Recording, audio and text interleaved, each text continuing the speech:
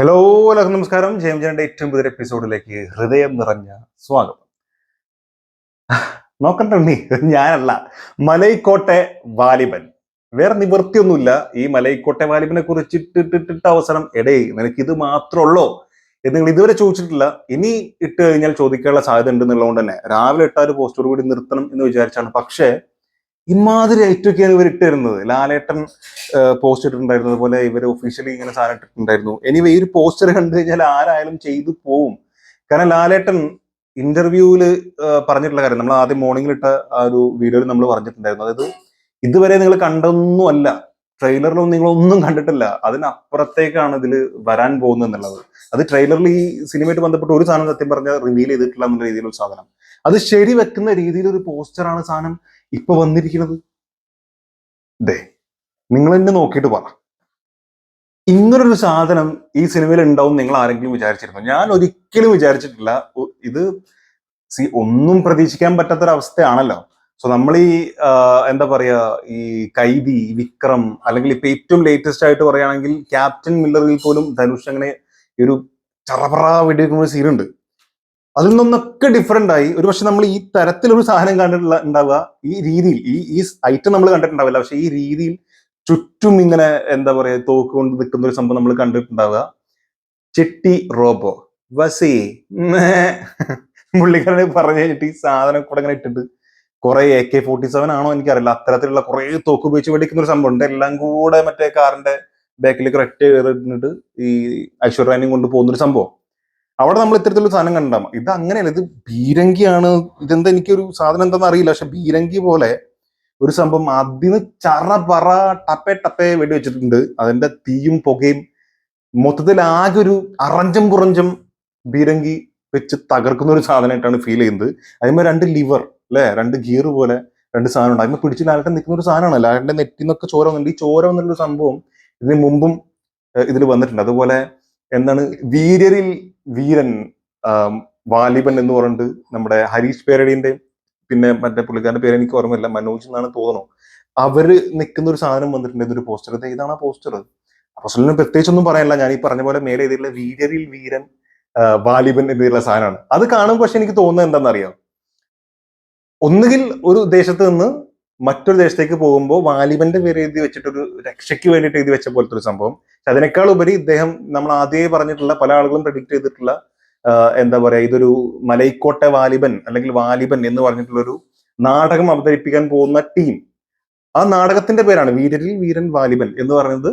ആ നാടകത്തിന്റെ പേരാണ്. അതിലെ വാലിബൻ എന്ന് പറഞ്ഞ കഥാപാത്രമാണ് ലാലേട്ടന്റെ ക്യാരക്ടർ ആയിട്ട് വരുന്നത്. അങ്ങനെ ഒരു സംഭവം. അപ്പൊ അതിൽ നിന്നുള്ളൊരു സ്റ്റില്ലായിരിക്കാം. പക്ഷെ ഇത് ലാസ്റ്റ് കാണുന്ന ഈ ഒരു പോസ്റ്റർ അതൊന്നുമല്ല.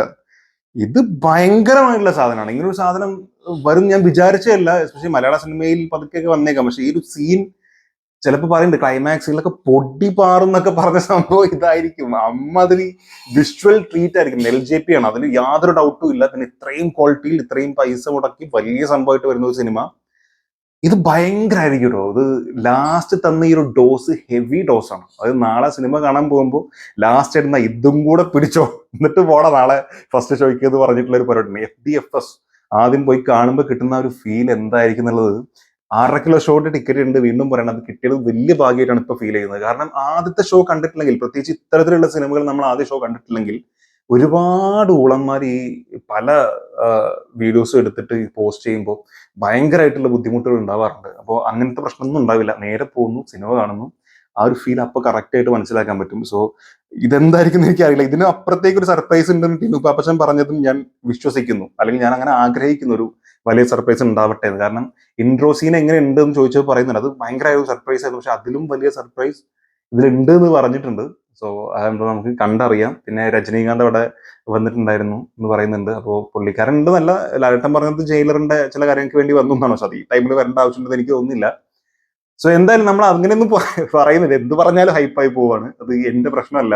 ഈ സിനിമയ്ക്ക് ഓട്ടോമാറ്റിക്കലി അങ്ങനെ ഒരു സംഭവം ഉണ്ട്. അത് ഈ പറഞ്ഞ പോലെ പ്രതിഭയും പ്രതിഭാസവും ഒന്നിക്കുന്നു എന്ന് പറയുമ്പോൾ തന്നെ അത് ഓവർ ഹൈപ്ഡ് ആണ്. അത് പറഞ്ഞിട്ട് ഒരു കാര്യമില്ല.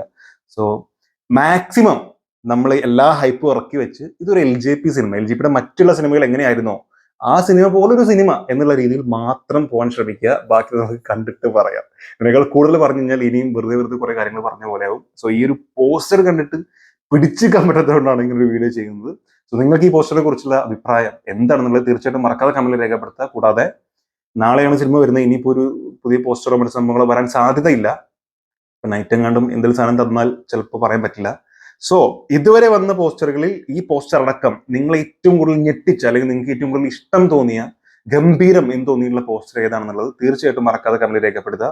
എന്നെ സംബന്ധിച്ച് ഇതിനേക്കാളും കിടലായിട്ട് എനിക്ക് തോന്നിയത് ആ ആദ്യ ടൈമിൽ ലാട്ടനെ മുട്ടുകുത്തി നിന്നിട്ട് ആ ഒരു മണലിൽ നിന്നിട്ട് കൈകൊണ്ട് മണലിൽ ഇങ്ങനെ എടുത്തിട്ട് നോക്കിക്കുന്ന സംഭവം ഉണ്ടല്ലോ, കയ്യിലെ മസിലൊക്കെ പിടിച്ചിട്ട് ആ ഒരു സാധനമാണ് എനിക്ക് ഇതുവരെ മലൈക്കോട്ട വാലിബന്റെ വന്നതിൽ പോസ്റ്ററുകളിൽ ഏറ്റവും ഇഷ്ടപ്പെട്ട പോസ്റ്റർ.